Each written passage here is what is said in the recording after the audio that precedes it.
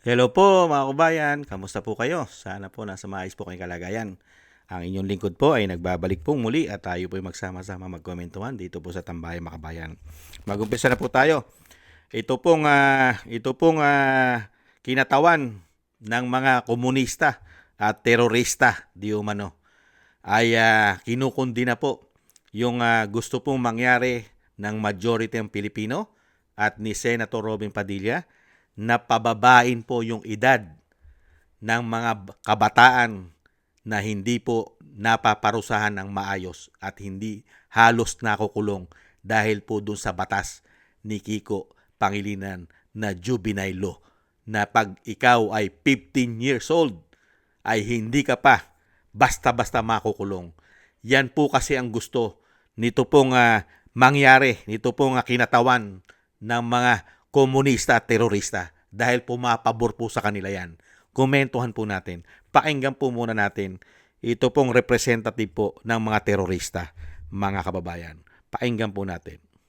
Tinawag na barbaric o mabagsik ni House Deputy Minority Leader at ACT Teachers Party List Representative Antonio Tino ang panukala ni Senator Robin Hood Padilla na amyendahan ng Juvenile Justice and Welfare Act para maibaba sa 10 taong gulang ang edad ng criminal liability. Muling nanawagan ng senador kaugnay ng panukala kasunod ng pamamaril ng 2 menor de edad sa isang paaralan sa Tacloban City, Leyte kung saan 3 ang nasawi at marami rin ang sugatan. Ayon kay Representative Tino, sukdulang pagtalikod dito ng pamahalaan sa responsibilidad. Hindi rin anya makatao ang pagbaba ng edad ng criminal responsibility sa 10 taong gulang. Kriminalisasyon ito ng mga batang Pilipino dahil sa kabiguan ng pamahalaan. Dagdag pa nito, hindi dapat ikulong ang mga bata dahil sa kapabayaan at kahirapan. Ayon naman kay House Good Government and Public Accountability at Manila 3rd District Representative Joel Chua, kailangang pag-aralang mabuti ang panukala. Maganda yung proposal na yan, pero siyempre kailangan alamin din natin, pakinggan din natin yung insights ng iba-ibang mga stakeholders, ng mga iba-ibang mga halimbawa ng DSWD, ng mga ibang mga eksperto po pagdating po dito. Samantala, inihain naman sa Kamara ang isang resolusyon para iapela sa Department of the Interior and Local Government o DILG na utusan ng mga lokal na pamahalaan na i-augment ang seguridad sa mga nasasakupang public elementary at secondary schools. Yan po mga kababayan, ang si Tino po, ang tinatawag po di umano na kinatawan, representative po ng mga komunista at terorista di umano si Tino. Siyempre po, hindi po papayag yung mga hayop na yan. Papayag po ba yan? Sila nakikinabang dyan sa batas na yan, na juvenile, na batas ni Kiko. Hindi po ba? Sino po ba yung napupunta sa bundok na kinukuha nila, nire-recruit nila? Hindi po ba karamihan kabataan? Hindi po ba kabataan? Mga minor de edad? Mga high school, karamihan mga bata, 12 anyos, 15 anyos, di po ba? Bine-brainwash na nila mga utak para po sumapi sa kanila. Puro bata. Siyempre, yung proteksyon ng edad, kung mahuli man itong mga bata na ito, na mga na-recruit nila, makakalaya. Makakalaya. Dahil proteksyon ng batas. Batas. Kaya never pong pumayag ito pong representative. Lahat po sila. Lahat po ng representative po ng mga terorista at komunista, never pumayag yan. At mga sindikato, nagagamit po kasi nila mga bata sa mga sindikato. Lalong-lalo po ito po mga komunista, terorista. Dahil nga po, safe ang mga bata. Hindi basta-basta makukulong. Makakalaya pa. Kaya wag po tayo magpapaniwala dito po sa mga hayop na mga representative ng mga terorista at mga komunista di umano. Wag po. Yan po yung mga salot. Hindi pa po. Kung nagtuloy-tuloy lang po ang Duterte, ang panunungkulan ng Duterte, ma-abolish na po yung mga hayop na yan. Napakarami na pong nawala sa grupo niyan, sa sa House of Representatives nung panahon ni dating Pangulong Duterte. Hindi na po nakakapasok ang mga hayop na yan, di umano.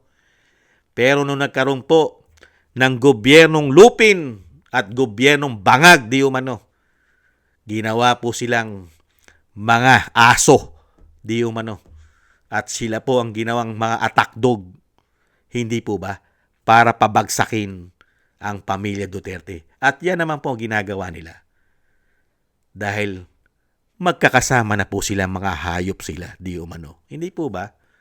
Kaya dito po, hindi lang po ang bansang Pilipinas at marami na pong bansa kahit sa United States, mababa na po ang edad na ang bata ay ikinukulong lalo-lalo kung mabigat ang kasalanan. Hindi po ba? Kinukulong, pinarurusahan. Pero pagdating sa atin, matatalino na po ang kabataan ngayon, real talk. Ang mga kabataan ngayon ay matatalino na. Malawak na ang kaalaman ng mga kabataan ngayon dahil nga po sa social media rin, sa internet. Napakarami na pong nalalaman ng mga kabataan ngayon. Lalo-lalo pa, meron pa mga nag-uudyok sa kanila sa mga online gaming. Marami pang game na masyadong hindi maganda sa kabataan, di po ba? Yung mga mapupusok na game, nagagawa na po ng kabataan yan, napaglalaroan na nila yan. Naya-adapt na po nila sa isipan at puso nila yan. Naakala nila na sila ay mahuhusay at magagaling na tao na at batang matitibay na. Hindi po ba? At siyempre po sa kahirapan ng ating buhay, madali po silang maudyok. Madali po silang masuhulan ng mamasasamang tao, katulad po itong mga terorista na ito at mga komunista na ito, di umano, at mga pulburon lord, mga sindikato. Madali po nilang mahingkayat ang mga bata para gamitin sa mga kasamaan nila. Kaya kung pabababain mo ang edad nito, mga kababayan, magkakaroon po ng takot at pag-iingat at mismo pati mga kabataan. Mag-iisip po sila, magdadalawang isip sila dahil makukulong na sila. Hindi po katulad ngayon, protektado sila. Biruin mo, nakakapatay ka na. Wala pang kasiguruhan kung ikaw ay makukulong dahil sa batas ng juvenile law ni Kiko. Kaya panahon na po. Pero sa panahon ngayon, hindi po maamyendahan yan. Real talk. Never. Never pong maamyendahan yan. Bakit po? Naghahari po ang mga salot ngayon sa ating lipunan Real talk. Nagsama-sama po. Pati po ang mga representative ng komunista at terorista sa ating bansa, naghahari. Paano maaprubahan yung batas na yan? Paano maamyendahan yan? Karamihan po ngayon ang nasusunod at napagkikita mo sa social media at sa mainstream media, puro grupo. Grupo na masalot sa lipunan, di umano. Sila ang naghahari ngayon. Pati sa mainstream media, lagi mo silang mapapanood at bidang-bida sila. Hindi po ba? Totoo po yun, real talk. Sila ang laging laman ng balita. Dahil pati po ang malalaking mainstream media, sila po ang iniidolo. Yang mga grupo ng mga komunista, terorista, di umano. At mangyayari lang naman po yan, yung mga panukala katulad po ni Robin Hood.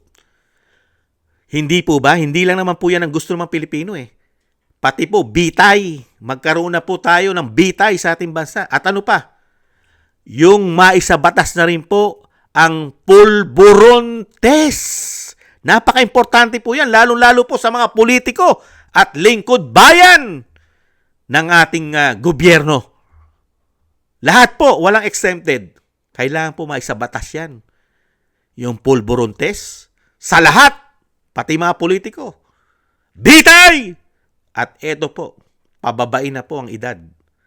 Mangyayari lang po yan pagka ipinagkaloob po na maging presidente ang isa pong agila na manggagaling sa Mindanao.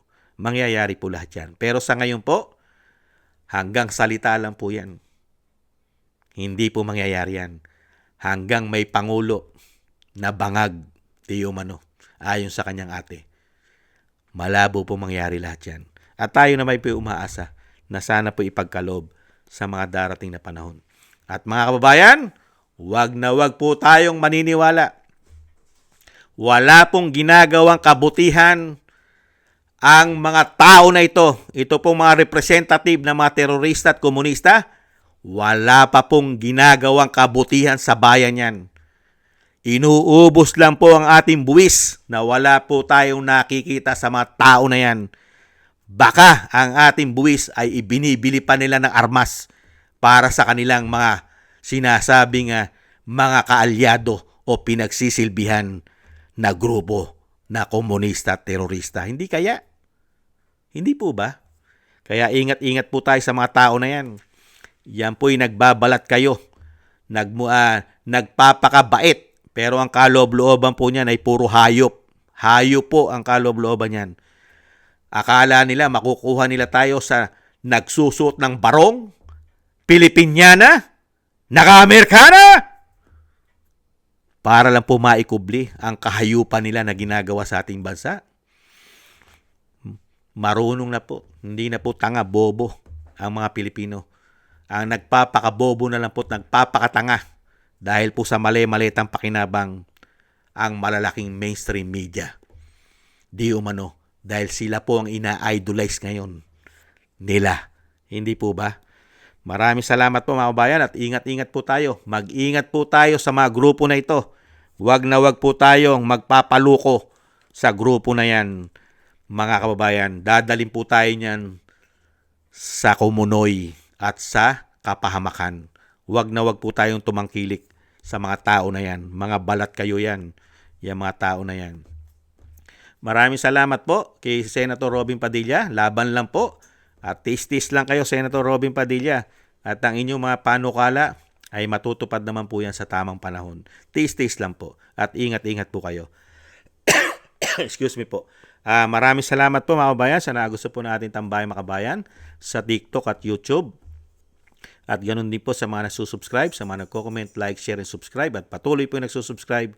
Shoutout po sa inyo lahat. At thank you rin po sa mga nagbibigay po ng tulong. Shoutout po kay Eric Hershio from Canada. Baby Roman at Ate Isa from Cagayan Valley. Ani Jo. Kay Jim Aris from United Arab Emirates. Kay Tatay Nick from Toronto, Canada. Kay Jesus Valdepena, Rolando Guerrero, Mila Yi, Felipe Shapno from Texas, USA. At Mika Ligaspi. Maraming salamat po sa inyo mga kabayan at ingat-ingat po kayo lalong-lalo po sa inyo pumapagawa. Shoutout po sa inyo lahat. God bless po. Tis-tis lang po tayo mga kabayan at ingat-ingat po. Bye-bye.